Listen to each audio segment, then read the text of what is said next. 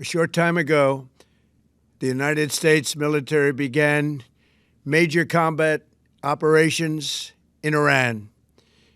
Our objective is to defend the American people by eliminating imminent threats from the Iranian regime, a vicious group of very hard, terrible people.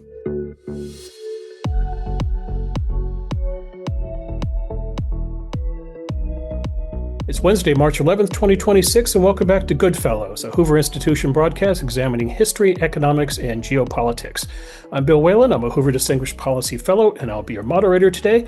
Looking forward to a conversation featuring our three regulars, the GoodFellows as we call them. I'm referring, of course, to the historian, Sir Niall Ferguson, the economist, John Cochrane, and former Presidential National Security Advisor, Lieutenant General H.R. McMaster.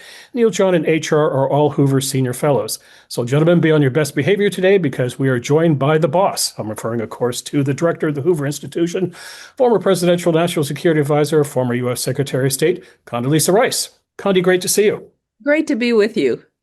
So you should know that on our last GoodFellows, Condi, it was last Friday at the same time you were in Washington, D.C., and I think about 5 minutes after we stopped recording, our producer, Scott Emigrant, forwarded me a tweet, and the tweet was NBC tweeting breathlessly, Condoleezza Rice is at the White House.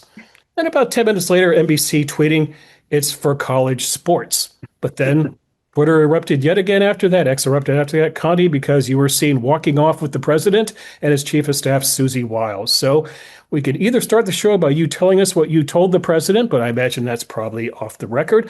So let's go in a different direction. On our last show, Condi, Neil referred to this as Gulf War III. So my question to you is, how do we keep Gulf War III by becoming World War III or a much bloodier regional conflict? Condi, what diplomatic guardrails, what military guardrails need to be in place? Well, look, we've gone through a very interesting period here that I would go all the way back to October 7th, when I think Israel's conception of its own ability to deter attacks on its population was really shattered by that awful attack of October 7th. It was very clear that that Hamas, and I have to believe, trained and equipped, maybe even planned in coordination with the Iranians. And then, of course, you had the action in June between the United States and Israel, which was a coordinated action to deal with largely with the Iranian nuclear program, but also knocked out Iranian air defenses in large part. And so then finally, the action that we've seen over the last week plus, which I would state in the following way. And I think one way to think about guardrails is, do you have a clear set of objectives? And the objective that I see here is to render Iran a non-factor militarily in the region. In other words, to neuter Iran's military power in the region. And we see that in the sinking of their navy, the destruction of their air force, going after the missile capability, and of course, after their command and control, quite deep into their command and control. And so while everyone wants to talk about what's next and so forth, I think those are all legitimate questions. But if you can achieve the neutering of Iran as a conventional military threat, the weakening of its tentacles like the Shia militias and Hezbollah and the Houthis, and if you can prevent them from having a conventional shield for their nuclear capabilities or their nuclear ambitions, then you have achieved something quite dramatic in the region. Can we talk about the lessons of previous Gulf wars? Because this is a field in which you are certainly an expert. Is the United States acting like it's learned lessons from its previous military experiences in the region? Well, you could say that the engagement here is essentially through the air. There is no evidence that there would be large-scale mobilization in any way of ground forces for some kind of activity. It took us almost a year to mobilize the force that we sent into Iraq. So you see nothing like that.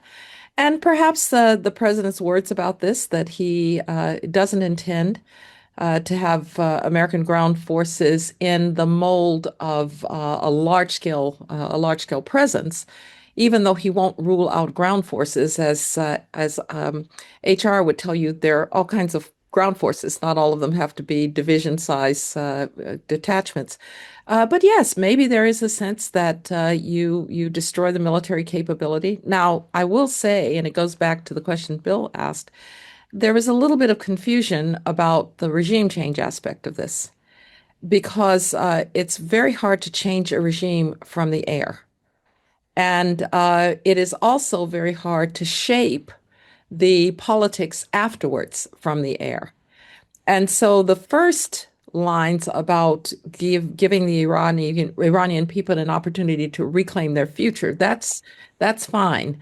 But one has to be a little careful and not talk too much about trying to determine the future of Iran if you're going to keep your objectives relatively limited and the kind of military objectives that I was speaking of. So maybe there have been lessons learned, but I would say, depending on what your objectives are, you aren't going to probably do it from the air. I mean, I think there are other lessons too, I think, from other wars.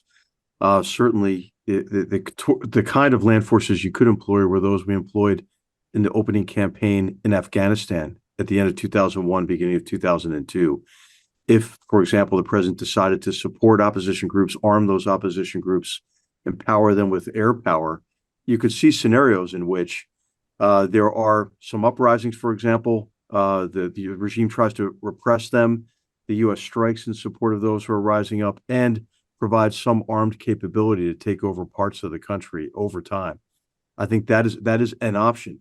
But I think the other lesson, other than the successful military campaign in 2001 and 2002 in Afghanistan, is how unsuccessful we've been in the past in eliminating missile and drone threats exclusively from the air. This is the big problem that we're facing now. And of course, we've learned this many times. I mean, the Allies learned it in World War II with the V1 and V2 threat, which it tried to neutralize from the air.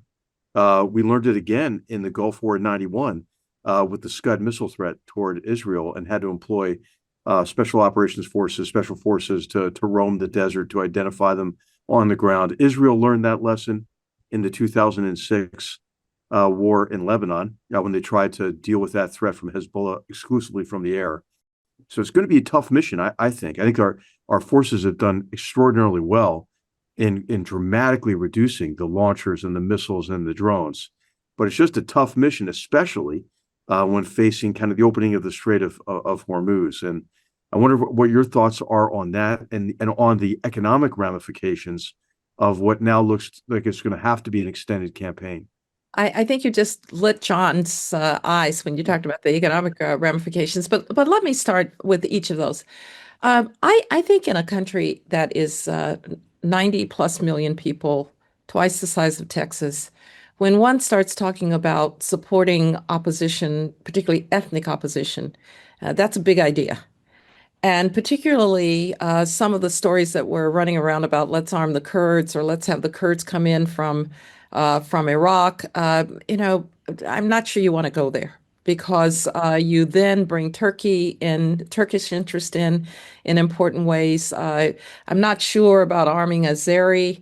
I think there's a real, for me, set of caution lights about arming opposition. We had a different circumstance in Afghanistan. Those were well-organized militias that we supported. They'd been fighting for years. They themselves were armed. They knew those mountains better than anybody else. Arming the Northern Alliance or arming Karzai. That's a totally different circumstance. One thing that regimes like the Iranian regime do very well is they make sure they have a monopoly on the use of force. So I can pretty much guarantee you that there aren't very many people who are armed inside of Iran. So that would have to have an outside power do it, and I think it's relatively dangerous to do that. I'll come back to how it might happen anyway, but I don't really think that's a logical thing for us to do. And I know there were these stories about the Kurds. I also know that those stories were just stories. The second point that I would make is, yes, the missile threat is very hard to eliminate from the air. It's not hard, though, to degrade it. And I think what they're doing is they're degrading it. As you know, HR, every time something fires, you go after the launcher. And at some point, you do degrade their capability. And oh, by the way, you may have to do it time and time again. And one of the weaknesses of Iran right now is they're totally exposed to air power. And so if you have to keep going back, you can. The final point I'll make is about the economic piece of this. Look, there's no doubt about it. Everybody knew going in that the Iranians' real ace in the hole, if you will, was to do something in Straits of Hormuz that would make it impossible to transit the Straits of Hormuz, mostly, by the way, because people are fearful of transiting the Straits of Hormuz. I've seen a little bit here and there that we may have had to destroy some mine-laying apparatuses of the Iranians. But since they're letting, by some reports, Chinese ships through, it would be somewhat stupid to mine the Straits of Hormuz. So this is a little bit of a mixed story. But what they can do is they can terrify anybody for going through there by threatening to attack ships coming through. And it has virtually the same effect. And it's not just oil tankers that are not getting through, it's container ships now that are not getting through. So there's no doubt that it's going to have an economic impact. It's having a price of oil is now over $100 a barrel. By the way, when I was secretary, it went to $147 a barrel. Ooh. So we have seen this before. That will eventually have a domestic issue for the president because it will show up at the pump in time. But I have to assume that it was understood that that was one of the potential the potential downsides of this action. And then it becomes a question of how long does this action go on? The other one that we've not yet talked about is the Iranians' decision to start going after American allies in the region. So the UAE, Kuwait, Bahrain, saying that they're only going after American assets there, but I don't know that the hotel, the civilian hotel in Dubai, in which I've personally stayed, would be considered a U.S. military asset. So the Iranian decision to do that, I think, really it's rather puzzling because rather than separating us from our allies, it pushed us together. Whether or not, if this goes on for much longer, you're going to start to hear what we often heard from those countries, kind of, could you get this over, but quietly, sotto voce, rather than publicly. Well, I'm glad Condi started with war aims because as much as all of us would love to free the people of Iran, as we'd love to free the people of Afghanistan and Somalia and all sorts of horrible places, that's not our war aim. The war aim is that, first of all, Iran will not destroy Israel. And second, it will not threaten us and our allies and cause trouble around the Gulf. That's the war aim. Now, it's now that they have attacked the other countries and the Strait of Hormuz issue has come up. I'm interested also in the constant drumbeat that I'm hearing in the media. Oh, this is too economically dangerous. Trump has to stop because it's too economically dangerous, which would be to lose. That would be absolute victory for Iran if they now have a veto over what we do because, hey, I can threaten the gas price. I can threaten the food going into the other countries. I can threaten to send missiles off to your refineries and so forth. That is the war aim, that they will not be able to do that. I think. John, can you do some economics? Because I think what our audience wants to know is if the Strait of Hormuz remains closed for the rest of this month, that's 20% of the world's oil supply offline, about the same percentage of its gas supply. What does that mean for the economy? Can you, as our resident economist, answer that? Well, it depends where you live. So it's a major supply shock to China and Europe. The U.S., fortunately, is an oil exporter thanks to our fracking development. So although the cost will go up because it's a world market, it's less of a problem, and we are less oil dependent than we were because we're a services economy. We don't make stuff anymore. A good advantage of that is, you don't need the oil to make stuff anymore. So I think it's limited. A month of closure would be very bad. But losing this war and having that as a constant threat over us so that we cannot act in the Middle East might well be worse. our forefathers went through much worse economic deprivations to win World War II. And so if gas goes up only to what it costs in California and the rest of the US, perhaps we can weather that. I would say here, I'm gonna borrow a phrase from Kennan in his famous Mr. X telegram. If you think about the relationship between what happens internally in Iran and what they are doing externally or have been doing externally, regimes like this rest on three pillars. One is the ability to coerce and oppress their people. And to the degree that any of that capability is undermined, to the degree that if you're in the Iranian elite, you've got to be looking to your right and left and asking who's the Mossad agent here, because the level of penetration of the Iranians is just extraordinary. And I assume it's mostly Iranian intelligence, perhaps some of it's ours as well.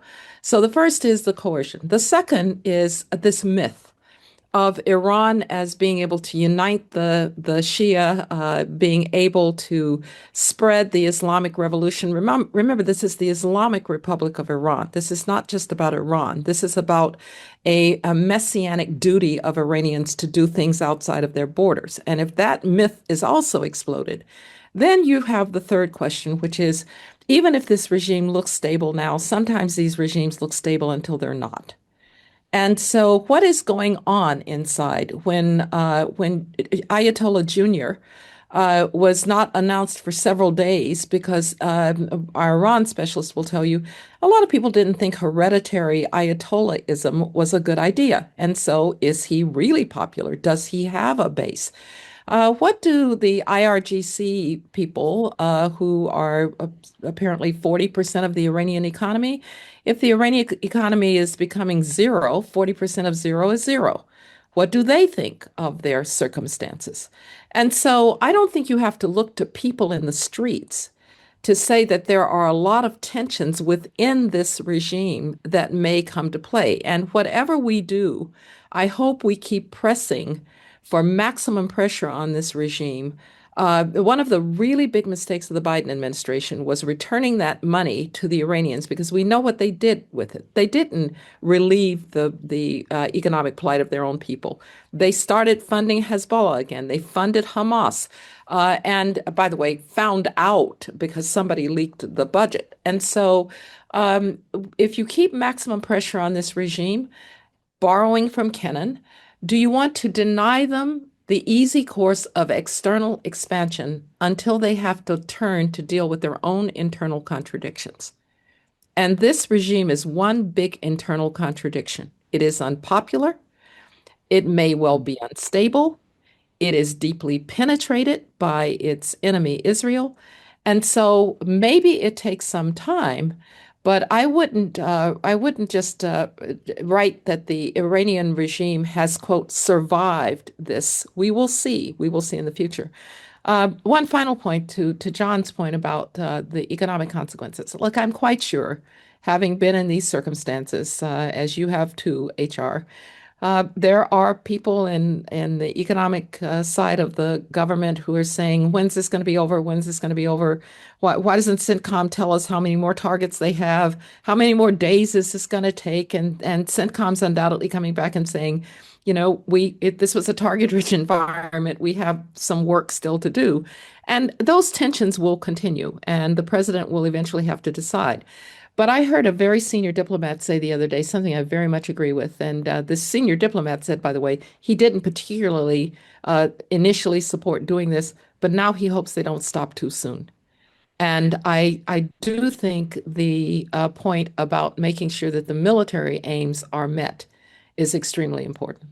I just wanted to add two economic points. One is that Iran also, its main export is oil, which has to go through the Strait of Hormuz. So in some sense, they're putting tariffs on themselves. The other is don't underestimate substitution.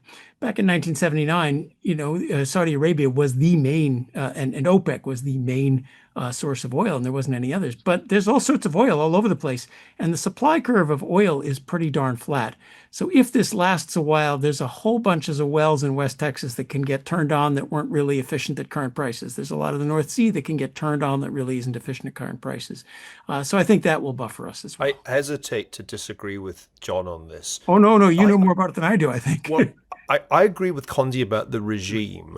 I was very struck by something that Karim Sajjadpour just wrote, and he's somebody who knows Iran much better than I do.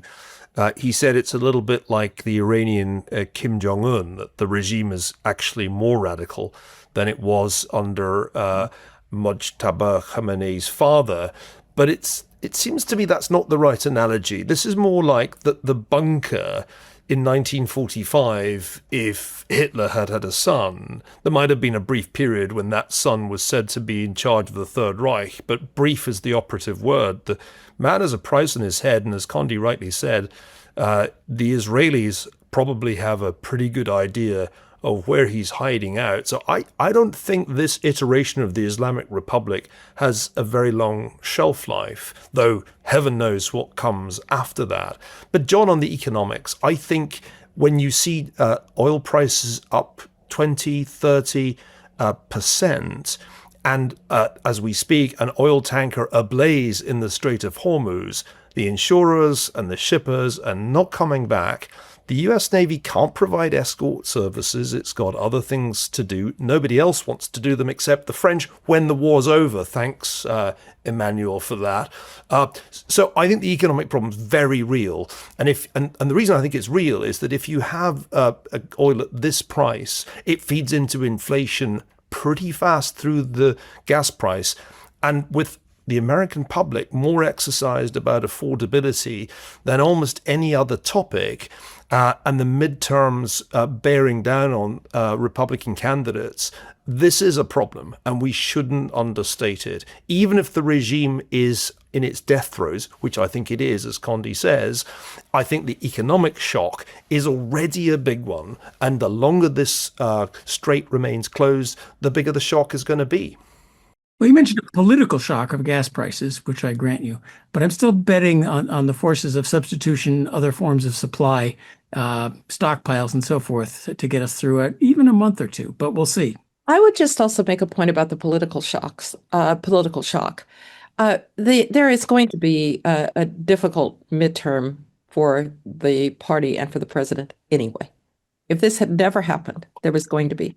First of all, historically, with the exception of George W. Bush in 2002, who was riding the wave of the 9/11, this happens. And so it's going to happen.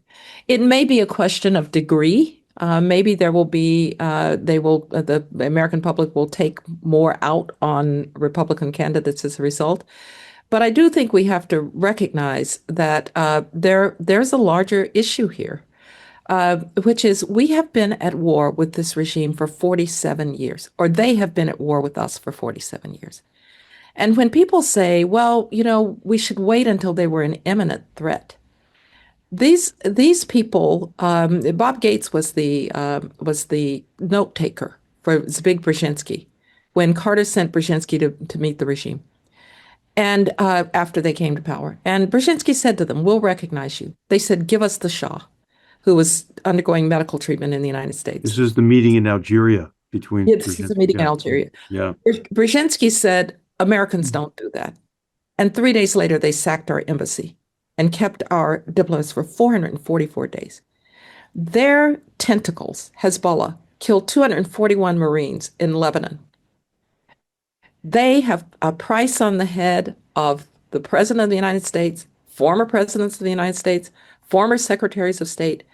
And if you ask what percentage of American deaths in Iraq, before we were able to put more protection around them, around our troops, people will give you estimates from 70 to 75% from IEDs and roadside bombs that the Iranians built. So the idea that this regime we could just kind of live with this regime, I only wish that we had made clearer at the time when I was negotiating with the Iranians about their nuclear program, that we were not going to tolerate this forever. And you can't you can wait until a threat is imminent, and you almost always pay for that. Another point on this, I think it's really important to make this case to the American public in a more consistent manner. They were racing to expand the magazine of missiles and drones, and we're seeing the evidence of that now. They were restarting the nuclear program. That would have taken them some time, but they were building up this massive capability that you're seeing them employ now and employ it against Israel. But actually, I think they fired a heck of a lot more missiles and drones at the UAE than they have even against Israel. So it's a threat to the U.S., our Gulf allies, and as you mentioned, they have blood on their hands for thousands of Americans, in my view, and too many of my soldiers were killed in Iraq by these EFPs and by their agents. The raid that we conducted in southern Iraq, where we rolled up Mullah Dadouk because they were trying to Arabize the Iranian militias in the south by using Lebanese Hezbollah trainers. They've been at war with us for 47 years, Condi, and we can't say it enough. Can I take a moment to look at the global picture when we've got Condi here? Because in all of these events, it's the second and third order consequences that tend to get you. And it feels like this war is already a net win for Vladimir Putin. Not only his oil price is the oil price up. I could not disagree more. Oh, good. All right. Reassure me.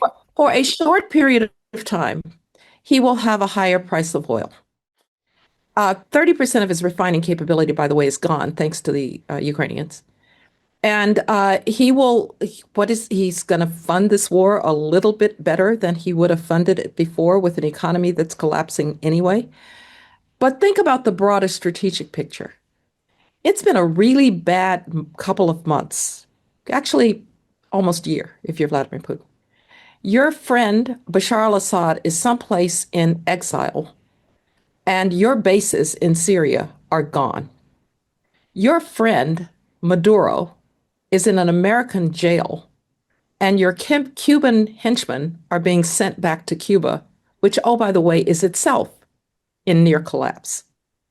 And you've just watched the American military once again demonstrate how extraordinary it is. If you want to call that a win for Vladimir Putin, really? I have to say, if I'm Vladimir Putin, while I've been trying to take a rust belt called the Donbass, the Americans have taken out my friends in Venezuela, have seriously damaged my friends in Iran. The Cubans are about to come apart, and I've lost Syria. I'd call that a strategic defeat. Hey, can I add something to that? I would also say it's a huge loss for China, because what China was able to do is portray themselves as a power broker in the Middle East. They were able to do that in large measure because the Biden administration is not enforcing the Trump era sanctions, allowing that economic pressure to dissipate from the U.S. and the belief that the Biden administration wouldn't do a damn thing against Iran militarily. So we had no military sway, no economic sway over Iran, and that allowed China to come in and say to the Gulf states, hey, you need us. And this is one of the reasons they came in over top of the normalization deal between Saudi Arabia and Iran that the Omanis and the Iraqis brokered. And they don't have that anymore. I mean, they're seen, I think, after the defeat of Iran and the defeat of Iran's ability to project power in the region, they will lose all of that influence. And we're going to wind up with, clearly having the keys to their gas station. I think it's a huge loss for China, too. One other thing about China, you will notice that the Chinese have been relatively quiet here. It's because from their point of view, they really want this summit with Trump to go forward. And that's the most important thing for them. I mean, Wang Yi basically said, oh, this is unpleasant, but, there are more important things to do. And I'm quite sure they don't really want split screens of us bombing Iran while they're meeting. So they're probably, as much as anybody, hoping this is over pretty soon. And they probably also are saying to whatever friends they have left in Iran, playing around with oil prices actually hurts the United States less than it hurts us. Condi gave a beautiful speech on the casus belli here. But that is very weak right now. The polling is not strongly in favor of it. And the common theme is, the president has not explained what we're doing here. And that, I think, is the big weakness, that America might, coming up to the midterms, not have the guts to see this through. So can you give advice to your friends in the administration? I mean, how do we get the rest of our country to see this as such an existential crisis and such an opportunity that it might be worth paying 50 cents a gallon more for gas between now and the midterms? Because otherwise, we can't get anything through Congress. When you did Iraq, there was a congressional vote, and it was pretty, I forget the numbers, it was pretty darn unanimous. The Democrats voted for it. So that is really the key weakness I see right now from the U.S. point of view. The messaging has been weak. I admit that, or let me say it's been mixed. And I do think if you saw the president's statement on that Sunday on Truth Social, it was actually very good. It went through some of this history. But there's been a tendency to keep changing. Well, when you say you want the Iranian people to be able to seize their future, the first thing that comes to people's minds is we're going to change the regime, which of course we're not going to do. And so, yes, I think Marco Rubio has done a very good job of laying out the case. I think back on that Sunday, the president did. But, you have to keep saying it over and over and over. And I think you have to keep reminding people how very dangerous this regime really is, and that this is, as you say, John, an opportunity. And I don't think that the polls are what will take us out of the war. I do think, as Neil has been saying, the economic pressures felt by the White House and felt by the president. But I think you just have to keep saying sometimes short-term pain in order to really gain something quite important here, which would be an Iran that cannot do the things that it has done for 47 years. We have only about 10 minutes left, Condi, so I'd like to squeeze in a question on something that I know you care very much about and have steered the Hoover Institution in its direction. That's technology, since we're in Silicon Valley's backyard. I want your thoughts on the clash between Anthropic and the Pentagon, and what, if anything, this suggests about AI's comfort being involved in what we might call the military-industrial complex. I have to say, I don't think either side covered themselves in glory on this. Unfortunately, we are in a moment when I personally, and many people around me, but I admit I live in the Valley, I am at Stanford, think that some of the scenarios that are being built about how we will use AI are pretty far in the future and also pretty far-fetched. I do not know a self-respecting military that would want to have autonomous vehicles of this kind led by AI in its nuclear program. It is actually against the laws of the United States to have mass surveillance of the American public. And so I'm not quite sure that it's useful to lay out constraints that may not be needed. This is what is needed is a more sober discussion of how we can use AI now to improve our national security, our education, our drug discovery. We are at the infancy of what this technology can do. And to start going way out into the future about how it might be used for nefarious purposes, I think is actually not helpful. I'm sorry that that debate took place because it now colors the questions of how AI gets used in the military. I would much rather have had military people, HR among them, talking about how this may make it possible for the young lieutenant to have an agent that helps that young lieutenant to make decisions within the context of what he's been told to do. I think we even have a kind of popular culture problem with this. So my view is, I wish the first AI robot had not been a killer robot in Hollywood. Open the pod bay doors, Hal. I'm sorry, Dave. I'm afraid I can't do that. It would be nice if the robot were the one who could help your grandmother get dressed. Our popular culture and some of the elements of our debate are painting this technology in its most extreme and potentially devastating forms. And if you want to talk about the implications of this for the technology race, let me call it that, with China, we're doing great on the innovation side. The Chinese are adopting more rapidly than we are. They're diffusing their models into the international system more rapidly than we are. And we're having debates about mass surveillance of American citizens, which is against our laws. And that makes my last point about it. Another reason that I really want us to, quote, win this race, whatever that means, is that we are a democracy that if something goes wrong, and things will go wrong. A good friend of mine said it probably took the cavemen a while to realize that this thing that they discovered called fire, that you shouldn't touch it. All right. So things will go wrong. But if they go wrong in a democracy, we will have investigative reporting. We will have congressional hearings. If it goes wrong in an autocracy like China, they will do what they did with Wuhan. They'll cover it up. They'll lie about it. And we'll be surprised. I've tongue-in-cheek said, my computer science friends are split on whether this thing called AGI, a generally intelligent model, is really in our future, how really intelligent it would be. Would you put it in a body, in other words, in a robot? And then what would it do to us, the humans? So that's an interesting debate. But I've been saying, if there is going to be an AGI-driven robot, I want her to speak English, not Chinese.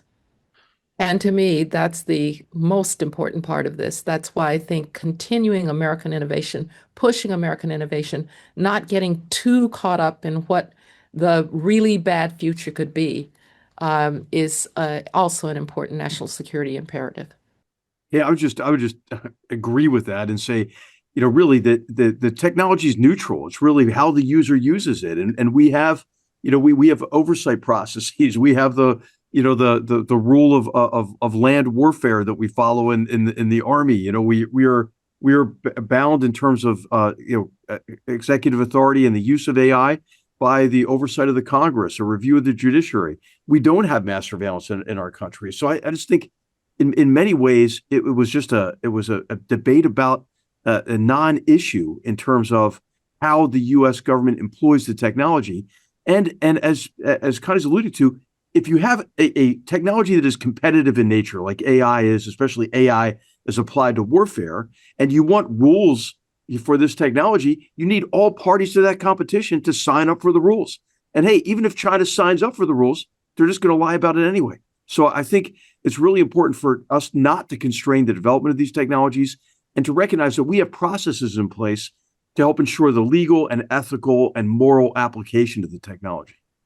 This is the first AI-enabled war that the US has fought. I mean, it's not as if this lies in the future. The targeting that has been done by the US Air Force was partially enabled by Anthropic in tandem with Maven. So it is here already, AI-enabled warfare. The question in my mind is, sure, we can certainly destroy Iran's conventional forces.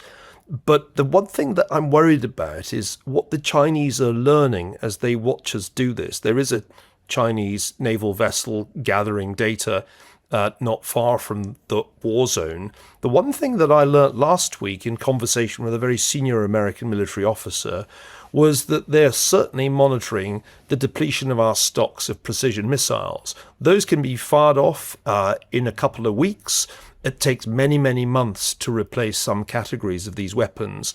And the message I took away from that meeting was the US needs to move much faster to build and scale the next generation of weapons, because if there is to be a showdown at some future date over Taiwan, we don't want to go into it with our stocks as depleted as they're going to be at the end of this campaign. So the one other power that can do AI-enabled warfare is China.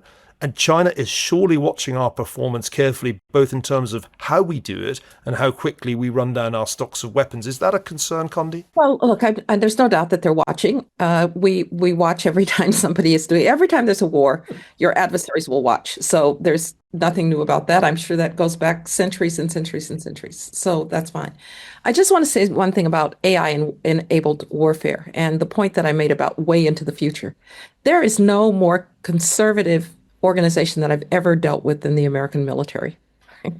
About the laws of war, about what one should do, and et cetera. And so my point was to have an argument with the Pentagon about what you might do with AI in your nuclear program or in keeping human beings out of the loop or mass surveillance of American citizens. That was what I was talking about. Not that there isn't AI-enabled warfare now. There is, and there should be. What are the Chinese reading? You know, it's very easy when you're sitting on our side to say, "Oh, we're driving down stockpiles," and I agree with you. By the way, we should be moving faster, both on the current production and on future innovative production. Absolutely agree there. But it's very easy to sit here and say, "Oh, you know, we're running down stockpiles. We are depleting our stockpiles. They're learning about us. They're also learning that we're really good." And if there's a deterrent in warfare, it is those guys are really good. And so if I'm Xi Jinping and I'm thinking about an engagement in Taiwan, and you know, we've all sat in these meetings, most people don't think that a kind of cross-straits invasion of Taiwan is what they're thinking. They're thinking about something that's much actually more nefarious, which is to cut underwater sea cables, cyber attacks against Taiwan. I was with some senior former Taiwanese officials, and they were talking about, trying to infiltrate Taiwanese politics and to bring people who would be more pro-Beijing into the Taiwanese political system. So, what's been called anaconda, the strangling of Taiwan. So, but let's leave that aside. Even if I were Xi Jinping and I were thinking, I really think I'll challenge these Americans. Really?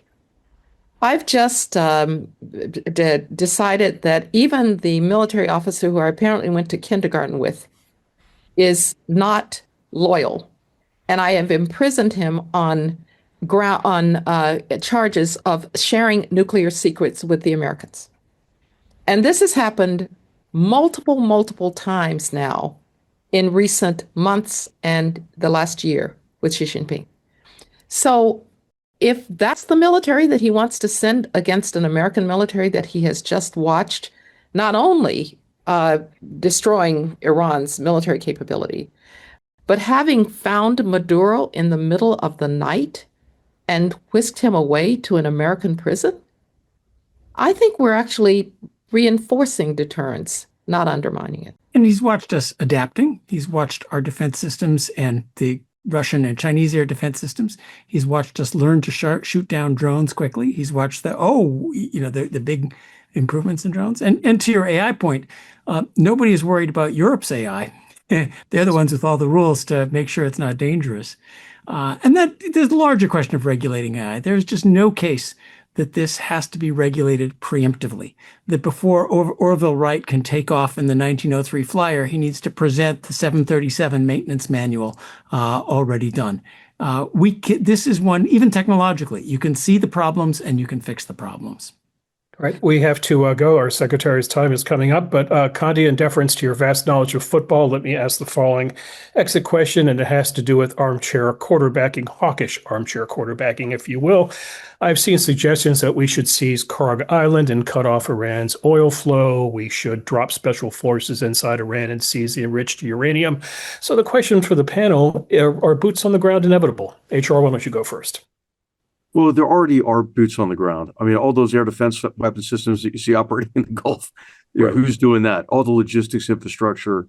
And so, I think at some point there may be limited objectives for land forces because really all of the problems that show up in the aerospace and maritime domains originate on land, like where people live. So I think at some point it depends on what your political objectives are. If they're narrowly circumscribed, and they are involved mainly just ensuring that Iran does not have the capabilities to project power outside of its borders, that we may be able to accomplish that exclusively from the aerospace and maritime and cyber domains. Yeah, this boots on the ground is a buzzword that ranges from a commando mission to go take some uranium out to an armed invasion that wants to take a whole territory. And we're not going to do that. We are going to do the former. And air power is pretty effective. We keep saying nothing changes from air power. Japan actually gave in from air power. Now, a horrendous kind of air power that we are not even contemplating on Iran. But air power can destroy things pretty effectively. Neil?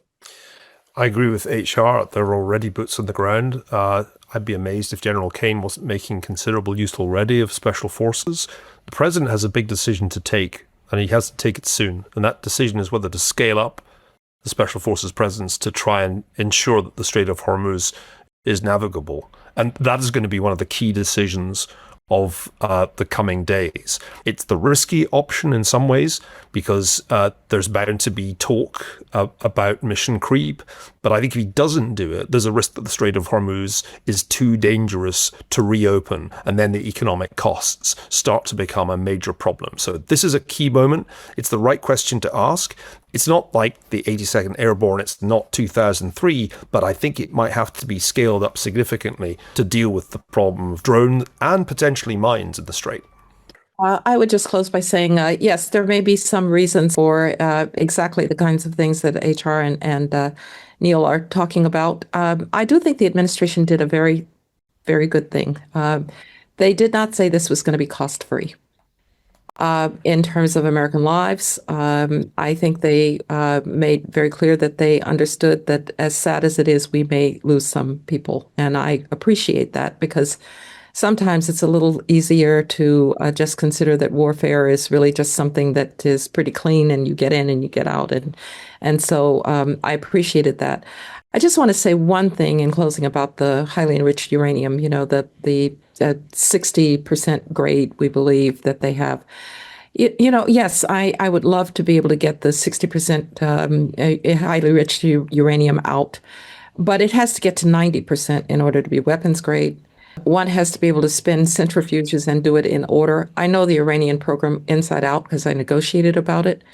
If you have destroyed the conversion facility, if you have made those centrifuges so that they cannot run continuously in order, if you have made it hard to get the enriched uranium to 90%, you're doing a lot to make sure that they cannot have a nuclear weapon.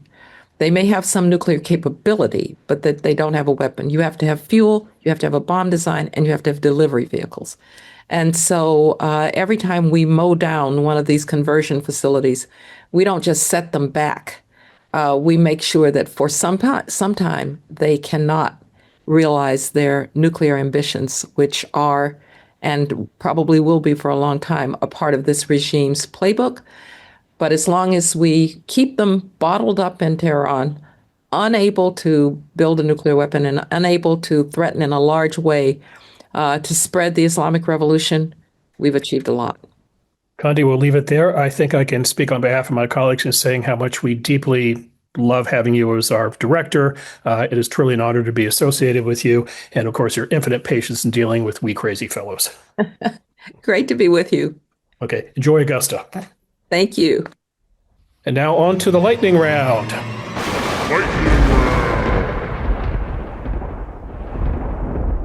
Niall Ferguson, I want to start with you. For some reason, you saw fit to post on social media that this is the 250th anniversary of the publication of Adam Smith's Wealth of Nations.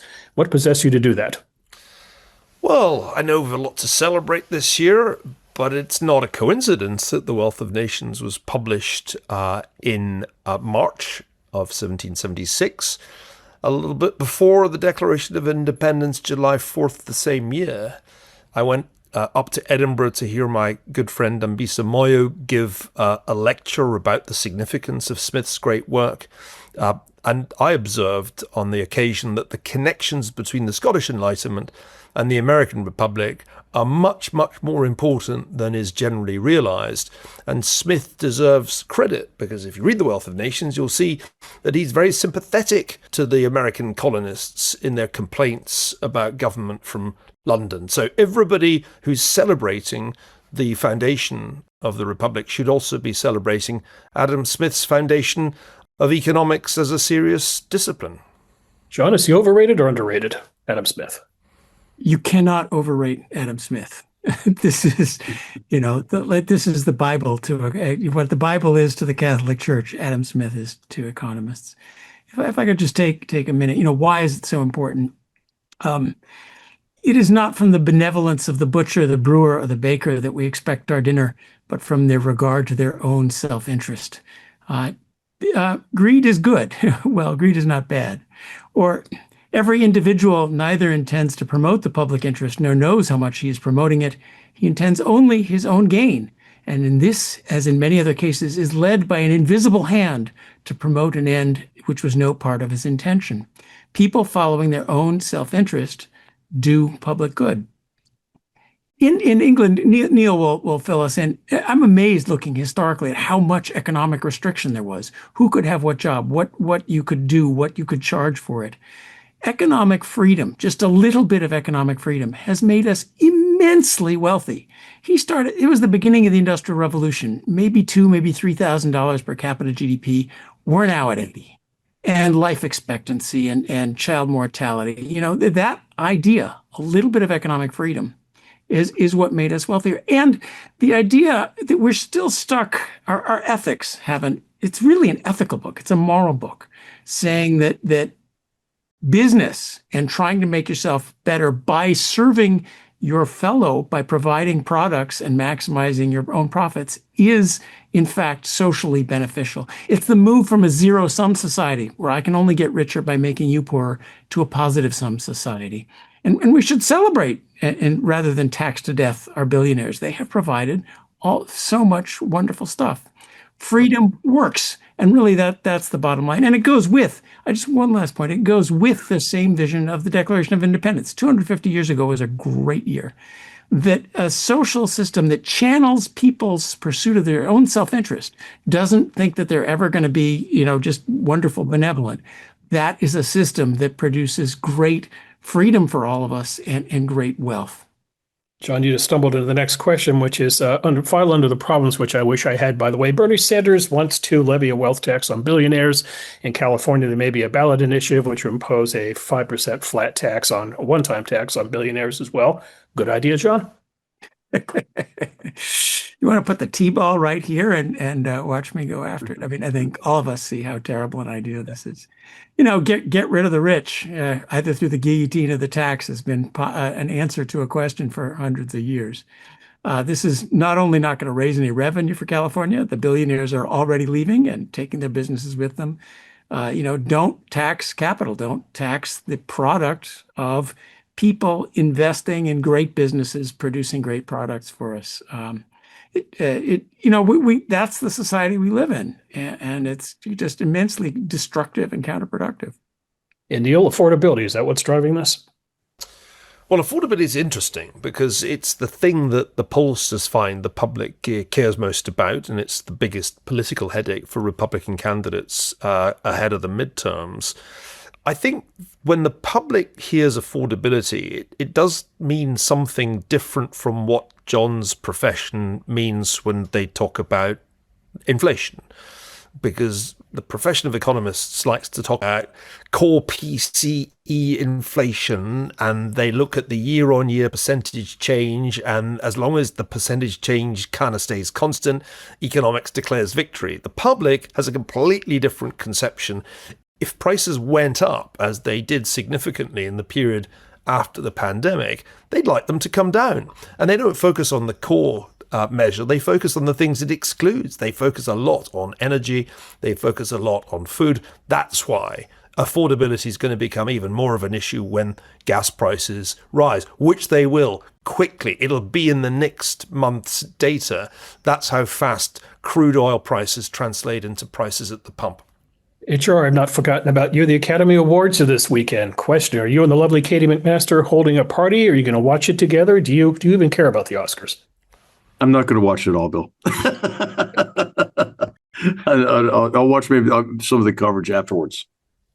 Okay. Well, I want to get the panel's thoughts on this. This used to be a big deal in America. People would host parties and watch the Oscars. Great suspense to see people turn out their finest, but the ratings stink. And I don't know, can you guys name 2 movies and 2 actors and 2 actresses up for nominations? I'm hard-sided. John, what's happened to the movie industry? What went wrong here?